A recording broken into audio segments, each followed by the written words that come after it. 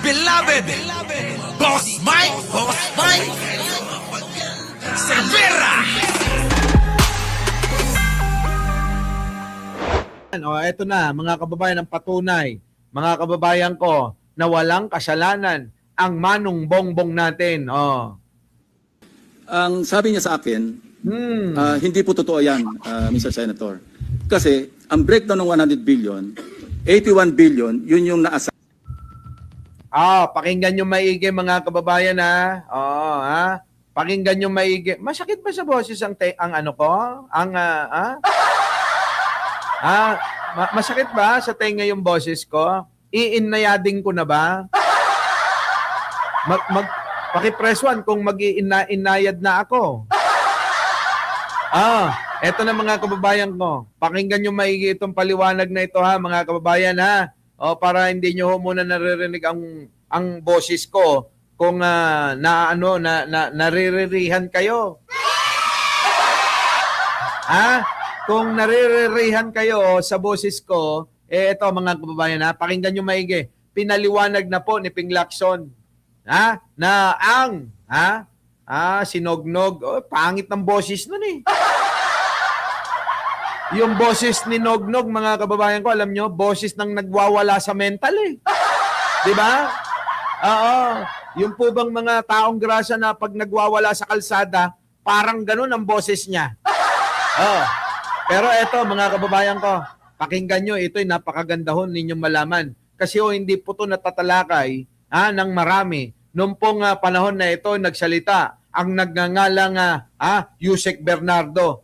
Pakinggan nyo, na patotoo na ang Pangulong Bongbong ay wala hong kinalaman sa nakawan na nai-involve ang pinsan niyang si Martin Romualdez. Wala ito na. Pasyo! Anyway, ang sabi niya sa akin, hindi po totoo yan, Mr. Senator. Kasi ang breakdown ng 100 billion, 81 billion, yun yung na-assign sa DPWH. Yung 29 billion, other agencies. Hindi niya alam. Out of the 81 billion or out of the 100 billion, yung sa 81 billion, 52 billion, siya ang personal na nag-handle. Ako po nag-handle nun. Nasa notes niya, ito yung kanyang table, binigyan niya ako ng kopya.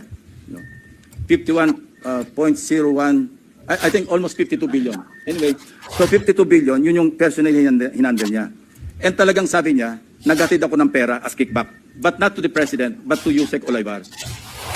And sabi niya, ang pagkaalam niya, kasama si Yusek Adrian Bersamin. 8 billion pesos, Mr. President.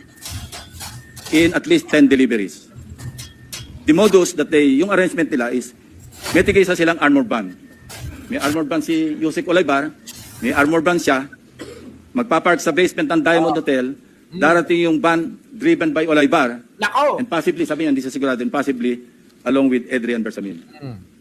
Bakante yung armor van, ipapark, idadrive yung isang van na puno ng pera. Kita nyo? Pinipilit, alam nyo kasi, mga kababayan, halos lahat na pa, kahit na yung mga nagpanggap na kakampi ni Pangulong Bongbong Marcos, mga kababayan ko, abay talagang mga magnanakaw eh. Kaya mga kababayan, huwag kayong magagalit sa akin, sa aming mga nagpapaliwanag, sa aming mga tumutuligsa, kahit pakakampi ng Pangulo. Dapat nating isiwalat eh.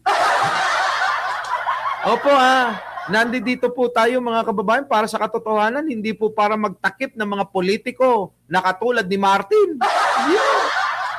Kapag ikaw ay may sala, dapat wala kang kawala. Diba?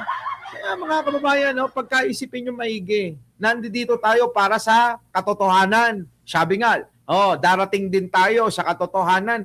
Paano natin mapaparating sa katotohanan kung kukubli natin? Kung kukubli natin ang kasinungalingan. Diba? Kung kukublihan nyo ng kasinungalingan ng katotohanan, nako, mga kababayan ko, alam nyo yan. Kaya nga sabi ko kay Bambina, kapag ka tumatawag, di pigilin ako sana. Kung mali ako, sabihan ako. Makikinig naman ako eh. Diba? Sabihin ganyan, Boss Mike, Boss Mike, Boss Mike. Mali ang ginagawa mo eh. Boss Mike, totoo namang walang kinalaman si Martin kasi dyan. Di ba? Wag mo nang dinadamay. Di ba? Oo, kaya namamayat yan kasi nagda-diet. Sabay sila ni Saldi kung nagda-diet. Di ba? Oh, yun mga kababayan. Sabay nga nagnakaw eh. Sabay din magda-diet, gano'n. Kaya, gano'n lang kasimple. Yung iba, nagagalit kayo. Mga kababayan ko, gano'n lang kasimple ang inyong vlogger na si Mike Cervera. Di ba? Oo. Sabi ko sa inyo, kapag pagka gano'n di ba? At alam ko sa sarili ko na may tama yung sinasabi ko, hindi yung utak ko kapag ka ganun, ayawan na kagad. Oo. Di ba? Yun mga kababayan ko. Ang ginagawa ko para kayo maliwanagan, para kayo hindi maloloko ng kahit na sino. Di ba? Oo, ganun lang kasimple yan, mga kababayan. Sabi Media Betis. Hindi naman siguro nakaka-diabetes yung pagkain ng maraming kabyar. Di ba? Pero yun sabi daw ni Pangulo, kakakain daw gaanong karaming kabyar ang nais nyong kainin. Di ba? Kaya ba nangangayayat dahil sa kabyar, mga kababayan? Eto na, tuloy! Ranging from 800 million hanggang 2 billion. Umabot ng 2 billion only because sometime in March, yung kanyang date na sinasabi from, I think, March hanggang April, yung delivery. Very good nga raw siya, sabi ni Yusek Alaybar, kasi nakakapag-deliver. Ang biggest kasi naipon, because March 11, natatandaan niya, inaapuran niya na si Undersecretary Olaybar, nakunin na kasi napupuno na at saka matagalan nakapark. Ang sabi ni Oliver sa kanya, wag muna kasi magulo ngayon dahil inaaresto si dating Pangulong Duterte. So naipon yung laman ng van, sabi niya, mga 2 billion pesos. Grabe mga kababayan, di ba? Bilyon-bilyon mga kababayan, nakalagay lang sa van. Alam nyo mga kababayan, tayo magkaroon lang ng milyon sana. Milyon lang 1 milyon nga mga kababayan, sapat-sapat na Di ba? Kakakain ng kabyar nga. Di ba sabi nga ni Toby Chanko na sabi daw ng Pangulo, ilang kabyar ba yung kaya nyo pang kainin? Ilang kabyar pa yung gusto nyong lamunin? Kung kabyar sa kanila mga kababayan, ako tilapia minsan tahong. Minsan talaba. Yun lang yung kaya kong kainin. Diba? Sa kanila mga kababayan, kakaiba kabyar. Alam niyo po ba yung kabyar? Iba-iba po yan. Oo, meron talaga mamahaling kabyar. Yung pong mga bilog-bilog na minsan kulay itim, orange, dilaw, puti. Hindi tayo makakakain ng ganon mga kababayan. Ang kaya lang natin kainin talaga. Minsan tahong. Minsan talaba. Ganon, Minsan, tilapia. Kapag walang-wala, mga kababayan, mani na lang. Ang tao pa mo Diba, Pacquiao Mates? Taong-taong na lang tayo. Kahit may red tide, pagka walang-wala talaga, sige lang, kain ng kain. Diba? Katoliko naman tayo. Ito na. Intindi nyo maigi to, It was the single largest or biggest delivery that he made to Olaybar. Kung saan napunta, alam nyo yung Olaybar na yan, mga kababayan, Yusek yan sa DepEd di ba? Kahit panong panahon ni Sara Duterte. At saka etong tinatawag nilang Adrian, yung pong dating ES, si Bersamin. Ang tanong ko, hindi kaya etong Adrian Bersamin na hindi natin malaman kung apo o anak ba talaga ni dating ES Bersamin, hindi kaya yan yung kanyang bagman? Biruin ninyo, ang sinasabi rito, abay naiipon ang pera sa ban. Oo, bilyon ang laman. Hanip no? Hanip talaga. O, tuloy. Hindi natin alam. But personally, he knows or he knew that, kasi personally, nagpapalit sila, no? Amounting to 8 billion pesos. Grabe. 1 billion, he delivered to Secretary Bonoan. 1 billion kay Bunuan, yung po nga, sa mga hindi po nakakakilala kay Bunuan, si Bunuan po, siya po yung humalili kay Mark Villar bilang DPWH Secretary. Ano po? So that's 9 billion. Yung 8 billion was representative of 16% Nako. of the 81 billion. Kita nyo mga kababayan, representative, yan po yung natira po. Siya halos 100 bilyong mga kinikbak nila. Grabe, no? 16 billion! Grabe. Tuloy. Or 82 billion. Ang usapan daw nila initially was 15%, Mr. President. Tumawad pa raw ng 1% si Olaybar. Grabe, kapal ng mukha na itong Olaybar talaga mga kababayan. Kumikbak pa ng 1%. Mga kababayan, bilyon ang usapan. Yung 1% nun, mga kababayan, napakaraming pera na yan.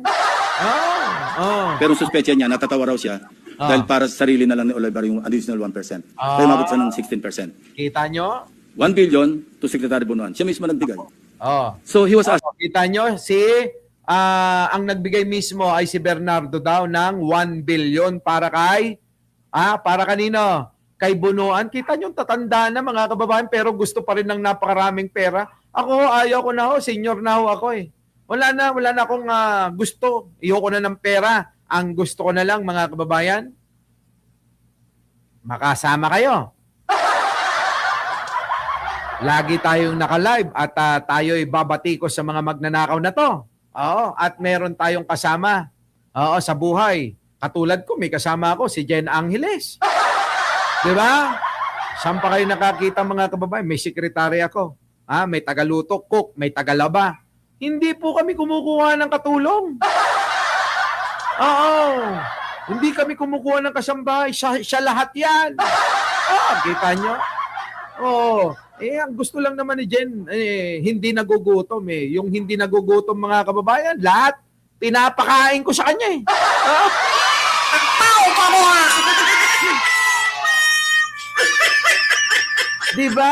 Diba? Enteng batute. Ano bang gusto nyo sa buhay nyo, mga inang-ina nyo? Diba? Armel Guzman, ano gusto mo? Tahong din. Diba? Okay na yun. Si Jan Angel, ayan nanonood. Nanonood pala. Okay na yung buhay na ganyan mga kababayan. Kasama yan. May partner kayong tulad ni Jen Angeles. Abay, hahanap pa ba tayo ng iba? Alam nyo bang mga kababayan, mula nung makilala ko yan, hindi na ako tumingin sa iba. Hindi na ako nakikipag-chat sa ibang mga girl lalo. Kahit nga ako, nagyayaya yung mga girl lalo ng mga date at gusto daw nila akong paligayahan. Ay, nako! Kaya ngayon lahat ng mga kondo dapat paupahan na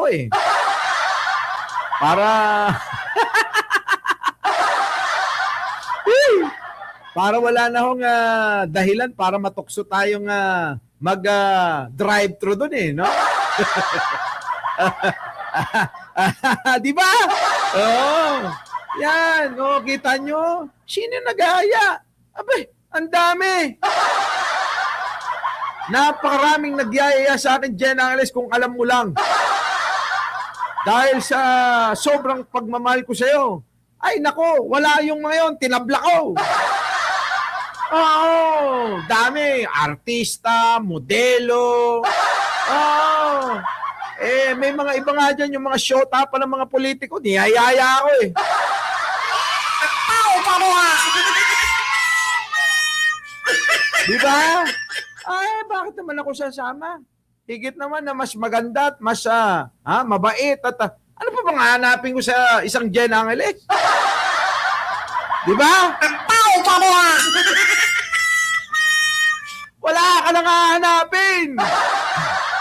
Na kay Jen Angeles na kung ang mga ibang lalaki dyan, gusto nila, iba yung tagalaba, iba yung tagaluto, ha? Iba yung katabi sa pagtulog, iba yung hinahanap nilang mabait, maganda. Lahat yun, katangian niya na. Bakit? Hahanap pa tayo ng iba? Wala na! Wala na. Oh, wala nang katulad yan si Jen Angeles. Kaya ako, binabalaan ko kayo kasi nanonood yung iba, yung mga admirer ko, ganun. Lalo na yung mga sinayang ako, ganun. Ha? Wala na kayong pag-asa sa akin. Oh, tinatapat ko lang kayo.